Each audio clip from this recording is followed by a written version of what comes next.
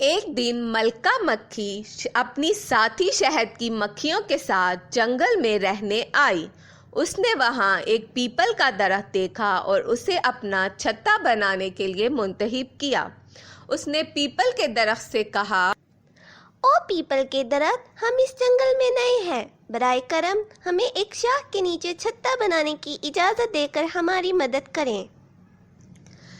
رانی مکھی کی بات سن کر پیپل کے درخت نے کہا، میں کسی کو پسند نہیں کرتا، تم کہیں اور جا کر اپنا چھتا بنا سکتے ہو، میں تمہیں یہاں رہنے کی اجازت نہیں دوں گا۔ قریب ہی آرام کر رہے آم کے درخت نے ان کی گفتگو سن کر کہا، بھائی، آپ کے پاس اتنی جگہ ہے کہ کسی کو بھی پناہ دے سکتے ہیں، آپ ان کو رہنے کی اجازت کیوں نہیں دیتے؟ اس کی بات سن کر پیپل کے درخت نے جواب دیا، اگر تمہیں ان سے اتنی ہی ہمدردی ہے تو تم انہیں پناہ کیوں نہیں دیتے؟ پیپل کے درخت کی ایسی خود غرضانہ گفتگو سن کر آم کے درخت نے ملکہ مکھی سے کہا، اے ملکہ مکھی، آپ یہاں میری ایک شاخ کے نیچے اپنا چھتا بنا سکتی ہیں، آپ کو یہاں کبھی کسی پریشانی اور تکلیف کا سامنا نہیں کرنا پڑے گا۔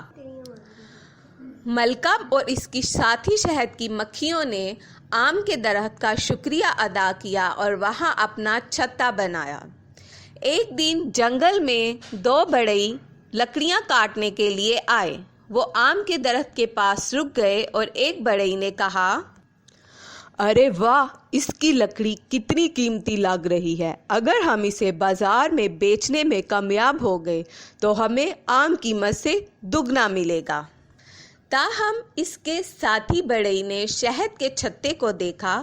اس نے پھر کہا، ارے نہیں بھائی، اس درخت میں شہد کا چھتا ہے، اگر ہم نے اس درخت کو کاٹنے کی کوشش کی تو شہد کی مکھیاں ہم پر حملہ کر دیں۔ اس نے اپنے ساتھی بڑھئی سے کہا، چلو کچھ اور درخت تلاش کرتے ہیں۔ انہوں نے قریبی پیپل کا درخت دیکھا اور اسے کاٹنے کا فیصلہ کیا کیونکہ یہ بھی بہت گھنا تھا۔ دونوں بڑھئی پھر درخت کاٹنے لگے۔ پیپل کا درخت درد سے رونے لگا۔ آم کے درخت اور شہد کی مکھیوں نے پیپل کے درخت کو مشکل میں دیکھا تو انہوں نے اس کی مدد کرنے کا فیصلہ کیا۔ تمام شہد کی مکھیاں اکٹھی ہو گئیں اور بڑھئیوں کو ڈنک مارنے لگیں۔ اے اللہ، یہ مکھیاں کہاں سے آئیں؟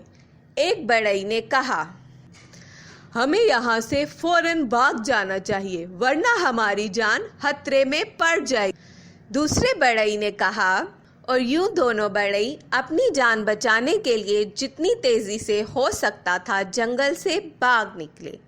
پیپل کے درخت نے جان بچانے پر رانی مکھی اور آم کے درخت کا شکریہ ادا کیا۔ ملکہ مکھی پیپل کے درخت کو کہتی ہے، ہمیں ہمیشہ دوسروں کی مدد کرنی چاہیے۔ ملکہ مکھی کی بات سن کر پیپل کے درخت نے کہا، اے ملکہ مکھی، تم ٹھیک کہتی ہو، مجھے اپنی غلطی کا احساس ہو گیا ہے اور ہمیں دوسروں کی ہمیشہ مدد کرنی چاہیے۔ اور یوں ملکہ مکھی اور آم کے درخت نے پیپل کی بات سن کر پیپل کے درخت کی معافی قبول کر لی اور اس طرح وہ تینوں ہنسی خوشی زندگی گزارنے لگے۔